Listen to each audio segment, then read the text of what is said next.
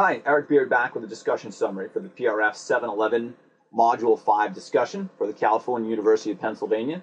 This is part of a course taught by California University of Pennsylvania. If you'd like more information for their university, either their global online programs or their physical university, please visit calu.edu. If you'd like more information on NASM's OPT methodology, their courses or certifications, please visit nasm.org as they provide the education for this course. So the question posed in discussion, to paraphrase, was to stretch or not to stretch. And more specifically, it was static stretch prior to a bout of exercise. When we look at the research that's available out there, you can find some research summaries that will support the use of static stretching prior to exercise, and many that will indicate that it's not beneficial, and some that might even put a bias on it that is detrimental. NASM's stance in the conversation piece that I want to get out there is we're only using static stretching prior to a bout of exercise if an imbalance is present. And we're only applying static stretching to muscles that are identified as physically shortened. We're not just generally statically stretching a muscle because it quote-unquote feels tight. We're not stretching the entire total body. We're being very specific with our application of the techniques like this. Now, we do want to make sure that what we're applying is evidence-based, but it has to be tested in the lab and proven in the field. So I've highlighted, for those of you who have kids or who like Phineas and Ferb are, Dr. Doofenshmirtz, whose major goal in life is to take over the tri-state area. So there's my lab assistant, my lab reference right there. So yes, we want to have scientific evidence, and yes, there's enough evidence that's out there, but we need to look at it to make sure that we're gleaning the information from the research studies that we need to have.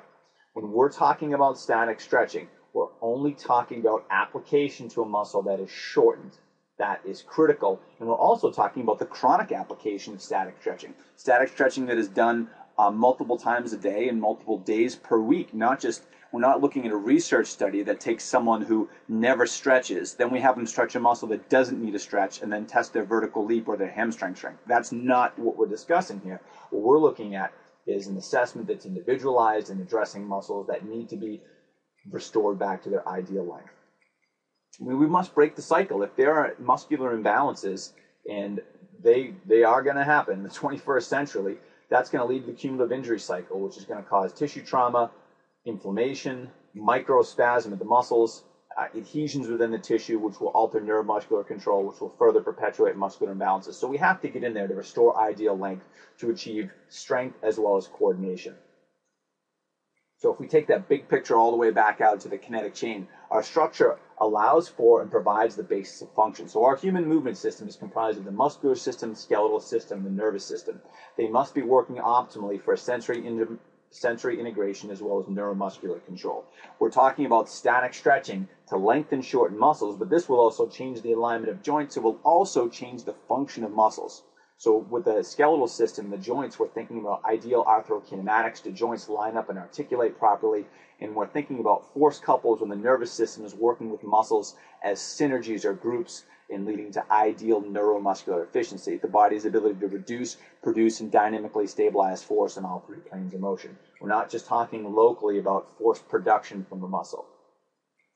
When we go inside of a sarcomere or muscle cell, we have these overlapping actin subunits and how they're going to bond with myosin binding sites. So we have the tropomyosin and the troponin down there, the sarcomere, and we're going to want to see this binding, this overlap, to be able to reduce, produce, and dynamically stabilize force. So if we look all the way on the left, we have a muscle that is shortened. We have a muscle here in the middle that has optimal cross-bridging or interdigitation of actin and myosin binding sites, and we have a muscle that is lengthened. So there's this curve of force production capabilities, and when there's optimal overlap of actin and myosin, we can have optimal strength. So if we change the length of a muscle, it reduces the amount of actin and myosin overlap as well as the ability for it to produce force. Now this is true for a muscle that's short as well as a muscle that's lengthened. If a muscle has its length altered, and that's a result of a misaligned joint, the muscles will no longer be able to generate force effectively to control that joint or the rest of the kinetic chain. As I alluded to in a prior slide, it's not just concentric force production, it's dynamic stabilization and eccentric deceleration. And most injuries are going to occur where people cannot eccentrically decelerate correctly. So there's a big picture of this as opposed to just boiling all the way down, and we have to make sure that we're keeping that in mind. Also, go beyond length and restoration. We're only using static stretching if a muscle is shortened, but this is merely one tool or technique and part of a much more global process. With corrective flexibility techniques, there's some sort of self-myofascial release and some sort of static stretching and neuromuscular stretching, a lengthening component. But once we've reduced muscular imbalances, we're moving on to active flexibility, incorporating active isolated stretching into the process. We're working more with reciprocal inhibition as opposed to autogenic inhibition.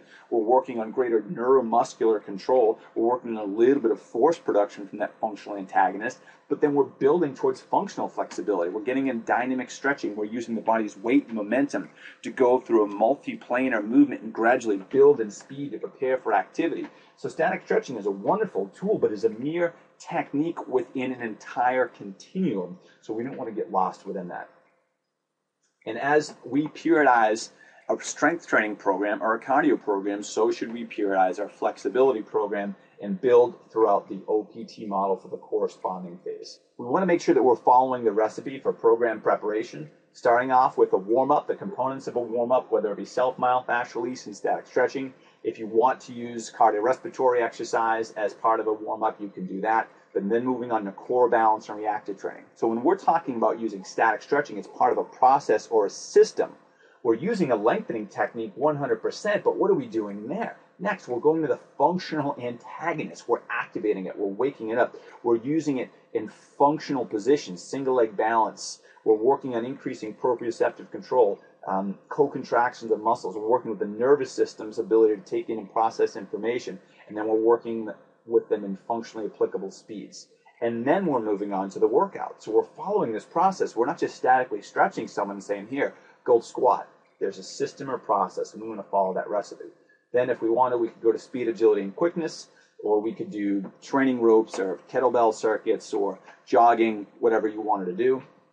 Resistance training, and then we come back down to the cool down if we wanted to do a low to moderate cardiorespiratory bout, do some self-myofascial release, and then static stretching at the end to help restore homeostasis. So remember, static stretching is merely a tool within the system or process or recipe. But so it is important if we do a shortened muscle that we restore it as close as possible to its ideal length to work on force reduction, production, dynamic stabilization, work on ideal arthrokinematics, force-couple relationships, sensory-motor integration, so we have great posture and control. So static stretching, should it be performed before a bout of exercise? Only if there's a muscle that is shortened, and then it's part of a process or system. So thank you so much for your time and attention. I hope I was able to simplify this topic and touch on some key points. Again, if you'd like more information on CalU's programs, go to calu.edu or NASM's educational programs, please see nasm.org. I'm Eric Beard. Thanks for watching, and have a great day.